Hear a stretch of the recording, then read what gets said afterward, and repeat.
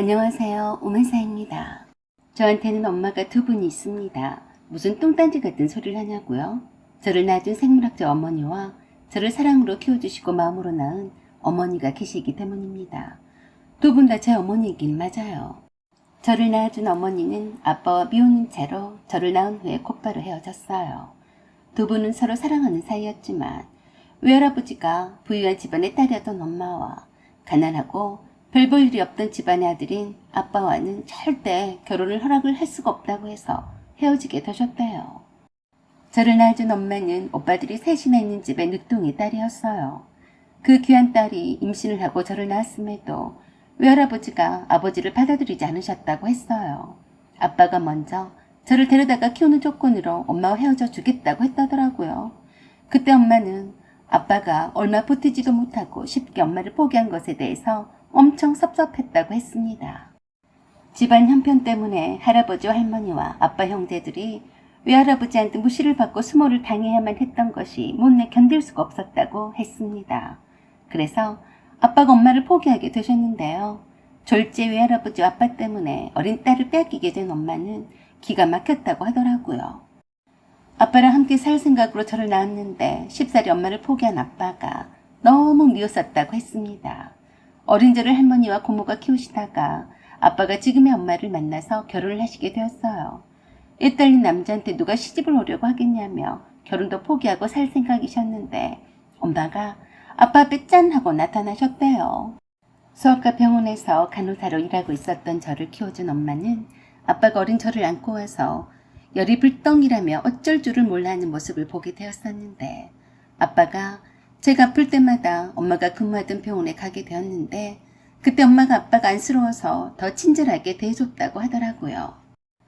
그때 엄마는 제가 눈에 밟히고 걱정이 되어서 제가 괜찮은지 아빠한테 먼저 전화로 물어보곤 했대요. 전생에 저와 엄마가 무슨 인연이 있었는지는 몰라도 항상 제가 신경이 쓰이더랍니다. 아빠는 간호사인 엄마한테 심적으로 많이 의지를 했었고요. 그래서 엄마가 저를 키울 팔자라고 생각을 하셨대요. 타고난 심성이 착하신 우리 엄마는 저를 키우는 고생을 마다하지 않으셨어요. 그 후로 남동생을 둘을 더 낳으셨지만 저를 친자식처럼 애지중지하시며 키워주셨습니다. 그것뿐만이 아니었어요.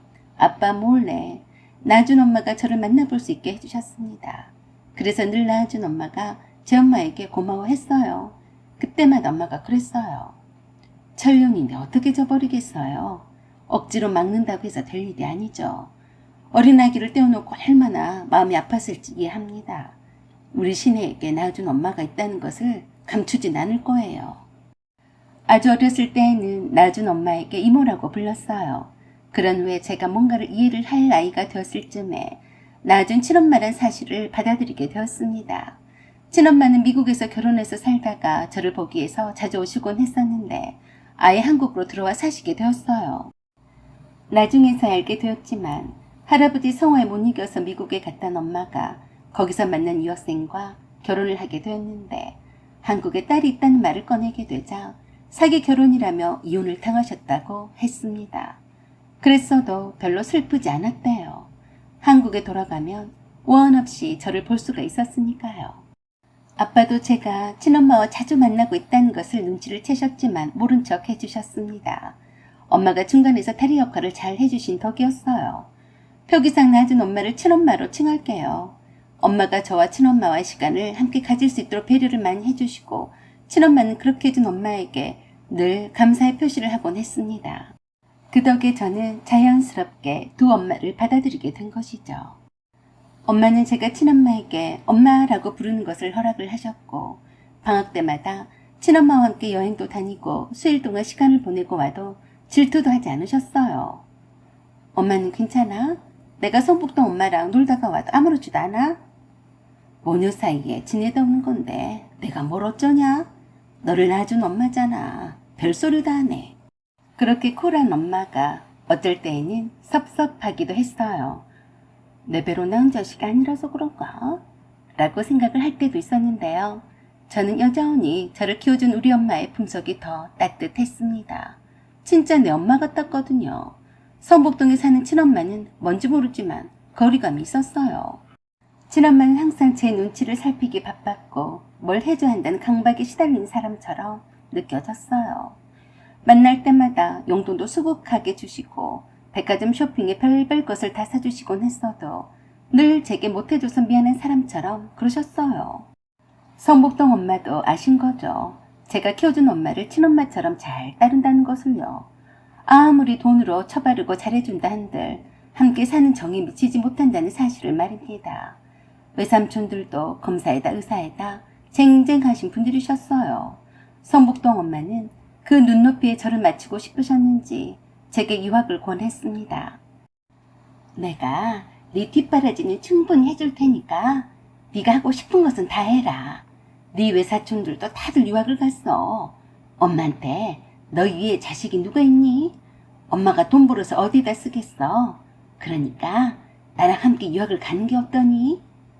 그 말을 들었을 때 솔직히 친엄마와 함께 유학을 떠나고 싶은 마음이 굴뚝 같았어요. 친엄마와 함께 있으면 딴 세상이었으니까요. 하지만 왠지 아빠 엄마를 배신을 하는 기분이 들더라고요. 남동생들 얼굴도 아른거렸고요. 그래서 마음에도 없는 말을 했습니다. 엄마, 이제 와서 나를 곱게 키워준 엄마를 버리라는 말이에요? 이럴 거였으면 애초에 저를 버리지 말았어야죠. 안 그래요? 그 말에 마음이 다치셨는지 우시면서 그랬어요. 네 아빠가 나쁜 사람이야. 날 이렇게 만든 사람은 네 아빠다. 그때 나를 그렇게 쉽게 버리지만 않았어도 내가 너랑 이렇게 떨어져 살진 않았을 거다. 그 소리는 이제 그만하세요. 저를 버리고 떠난 건 엄마인데 누굴 탓해요? 다행히 지금 엄마도 좋은 분이니까 그 엄마한테 상처를 주고 싶지 않아요. 그 후로도 성북동 엄마가 몇 번이고 유학을 함께 가자고 하셨지만 제가 거절했습니다. 그때 엄마가 제게 그러셨어요. 신혜야, 나는 괜찮아. 네 인생이 중요한 거지. 내가 너를 내 배가 아파서 낳진 않았어도 네 동생들과 똑같은 마음으로 너를 키워주는 걸 알아준 네가 너무 고맙다. 그래서 말인데 네 엄마를 따라가. 엄마, 왜 그래? 엄마한테는 딸이 나 하나뿐이잖아. 네가 네 엄마한테 따라가더라도 넌 내 딸이야. 변함은 없어. 네가 더 잘 되는 게 더 중요해. 네 아빠랑 오래도록 함께 살았으니까 네 엄마하고도 살아야 공평하지. 더군다나 유학은 아무나 가는 거 아니잖아. 너는 머리도 좋고 공부 욕심도 많은 애인데 거기서 네 엄마의 보살핌을 받으면서 잘 살아. 엄마의 그 말이 섭섭하긴 했지만 아빠도 저를 부르시더니 똑같은 말씀을 하셨습니다. 선택은 네가 하는 거다만 네가 아빠한테 있어봤자 아빠도 버겁다. 네 동생들 대학 학비도 만만찮게 들어서 너한테 풍족하게 못해주니까 너라도 네 엄마한테 가서 살아라. 저도 사실 부자인 엄마한테 가고 싶기도 했습니다. 엄마는 돈도 많은 데다가 돈 쓸 때랑은 저밖에 없었으니까요. 그래도 선뜻 엄마와 남동생들을 떠나서 살 생각은 들지 않았었는데 어느 날 갑자기 학교에서 집에 돌아왔었는데 성북동 엄마가 집에서 기다리고 있었어요. 외할아버지가 너를 보고 싶어 하신다. 지금 병원에 계시는데 언제 돌아가실지 몰라. 너를 꼭 보고 싶다고 해서 왔는데 괜찮겠니? 네. 그렇게 해서 임종 직전에 있는 외할아버지를 처음으로 만나 뵙게 되었어요. 외삼촌들이랑 사촌들도 많이 와 있었어요. 성북동 엄마가 제 손을 외할아버지 손에 쥐어주면서 그랬어요. 아버지, 시내가 왔어요. 그러자 힘없이 눈을 뜨시더니 제게 힘겹게 말씀을 하셨습니다. 그래, 잘 왔다. 네 엄마를 부탁한다. 내가 죽으면 네 엄마는 네가 보살펴야 돼. 내가 미안했다. 그 후 며칠 있다가 하늘나라로 가셨어요. 외할아버지 장례식에도 참석을 하게 되었고 새로운 사촌들과 친척들도 알고 지내게 되었습니다. 그때부터 자연스럽게 아빠 집에 있는 시간보다 성북동 엄마 집에 있는 시간들이 많아지게 되었어요. 그러면서부터 본격적으로 성북동에 있는 엄마 집에서 살면서 유학 준비를 하게 되었고 고대 유학을 떠나게 되었어요. 그 사이에도 틈만 나면 양쪽 집을 왔다 갔다 했습니다. 엄마랑 동생들이 보고 싶었으니까요. 미국에 가서도 자주 연락을 했어요. 성북동 엄마와도 한결 더 가까워졌고 외삼촌들과 외할머니의 사랑도 많이 받게 되었어요. 어느덧 시간이 흘러서 긴 유학 생활을 끝마치고 한국에 돌아오게 되었는데요. 엄마와 동생들을 만나는 것도 기쁘기는 했지만 예전만 하지는 않았어요. 아빠는 오히려 더 어색해진 느낌이었고요. 한국에 돌아와서도 성북동 엄마와 외할머니와 함께 살았습니다. 저는 이미 친엄마와 함께 사는 것에 익숙해져 있었어요.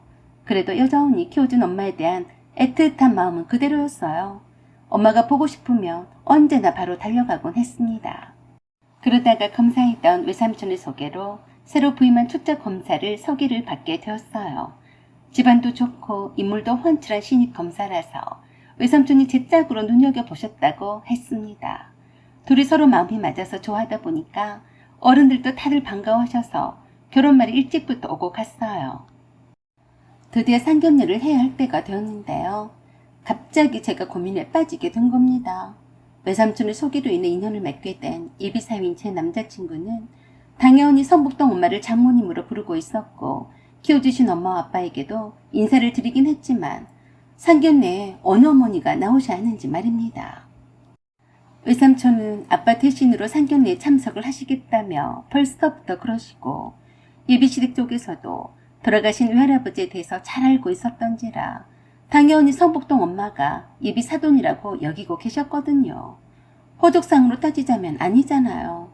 저는 아빠와 키워주신 엄마의 자식인데 말입니다. 저는 당연히 아빠와 키워주신 엄마가 상견례에 나와야 맞다고 생각을 했는데요.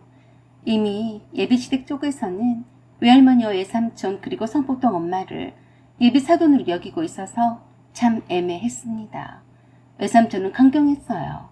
성북동 엄마와 외삼촌이 결혼식 혼주석에 앉으시겠다며 아빠와 키워주신 엄마를 부르지 말라고 하셨습니다. 제가 이런 고민에 빠지자 예비신랑인 제 남자친구가 흔쾌히 정답을 말해줬어요. 뭘 고민해? 상견례를 꼭 한 번만 하란 법이 있는 건 아니지 않나? 2번 하면 되는 거지. 그래도 어머니랑 아버님이 허락을 하실까? 우리가 어른들 눈치를 볼 때야. 형편이 그러게 되면 그렇게 하는 거지. 이해를 못하실 분이 아니니까 걱정 마. 그럼 결혼식에는? 결혼은 축하를 많이 받을수록 좋은 거 아닌가? 낳아주신 어머니와 키워주신 어머니가 사이가 좋으시잖아. 2분이 잘 의논을 해서 결혼식 준비를 하면 되고 장인어른도 당연히 참석을 하셔야지. 안 그래? 양가 사돈끼리 촛불은 누가 켜야지? 2분이 사이좋게 가위바위보를 하면 되지. 참 쉽게도 말했어요. 머리 아프게 뭘 그렇게 고민해. 널 지금까지 잘 키워주신 분은 면목동에 사시는 장모님이시잖아. 장인어른과 장모님이 우선이지. 그렇다고 해서 성북동 장모님을 모른 채 한다는 건 아니고 감사하잖아. 친자식도 잘 키우기 힘든데 이렇게 훌륭히 키워주셨으니 말이야. 안 그래? 그래, 맞는 말이야. 내가 복이 많아서 장모님이 2분이시니까 사랑도 2배로 더 많이 받고 얼마나 좋아. 결혼식 혼주석에는 키워주신 우리 장모님이 장인어른이랑 나란히 앉으셔야지. 성북동 장모님이 이해를 하실 거야. 애써서 키워놨더니 친모에게 가버렸다고 속상할 판에 결혼식 때까지 그러면 얼마나 섭섭하시겠어? 그건 도리가 아니지. 안 그래? 남자친구의 말이 100번 옳다고 생각했습니다. 그래서 넌지시 제 생각을 성북동 엄마에게 말씀을 드렸더니 흔쾌히 받아들이셨어요. 그리고 상견례도 번거롭게 2번을 할 필요가 없다고도 하셨습니다. 그런데 왠지 쓸쓸해 보였어요. 이것 또한 아니다 싶었습니다. 엄마가 무슨 죄가 있어서 죄인이냐 뒷전에 머물러 있어야 하나요? 네 외삼촌이 안 된다고 하지만 네가 내 자식이지 외삼촌 자식이냐? 상견례를 2번이나 하는 꼴은 본 적이 없다. 결혼식 준비는 면목동에 있는 네 엄마랑 잘 상의해서 할 테니까 걱정 말어. 그래서 제가 엄마의 손을 잡고 그랬습니다. 엄마도 내 엄마예요. 상견례도 참석을 하시고 내 결혼식에도 내 엄마로서 혼주석에 앉아주세요. 외삼촌과 나란히 참석을 하시면 되세요. 혼주석에 2자리를 더 놓는다고 해서 이상할 건 하나도 없어요. 그래도 마다하셨어요.